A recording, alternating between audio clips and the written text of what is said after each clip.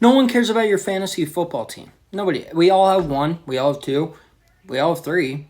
Some of us might be freaks and have three regular, three dynasty, and then two that aren't for money but are just for fun. And I'm also playing college fantasy football this year for whatever reason. No money. I would never do that. But I exercise self control. A buddy of mine asked me to be in a $100 buy-in, and I almost said yes. And I was like, this is stupid. You are closing in on double-digit fantasy football leagues. This is financially irresponsible, and you're not, like, this is going to be so chaotic to keep track of. Football's awesome in its own. You don't need to put money on it. Chill out.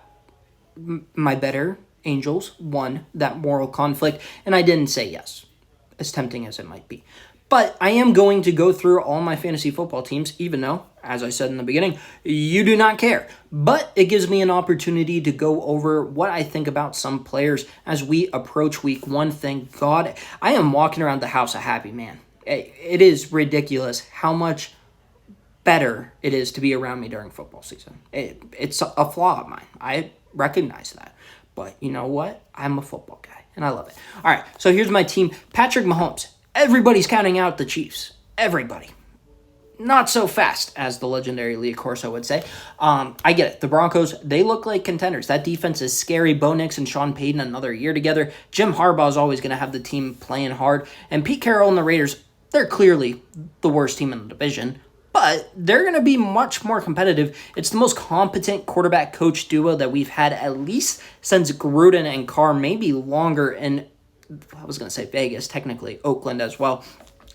So, Patrick Mahomes, I think he's going to bounce back. I think Travis Kelce is also going to have a pretty good year.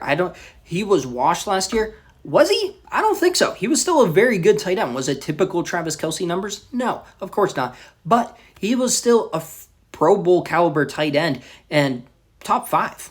So, I doubled up on both of those two. If not, it's at least one fun story. And if you cannot tell, I am very high on the old guys. Christian McCaffrey and Derrick Henry, I think, is going to be phenomenal. I think Derrick Henry could rush for 1,500 yards and double-digit touchdowns again this year. And then CMC, maybe it's his final go. Maybe it is. Maybe he gets one more great season.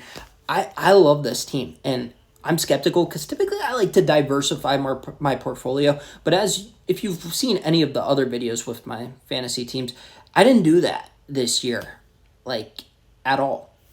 So it's either going to be a very good year for me. As one person said, I'm either going to be a rich man or I'm going to invent new curse words.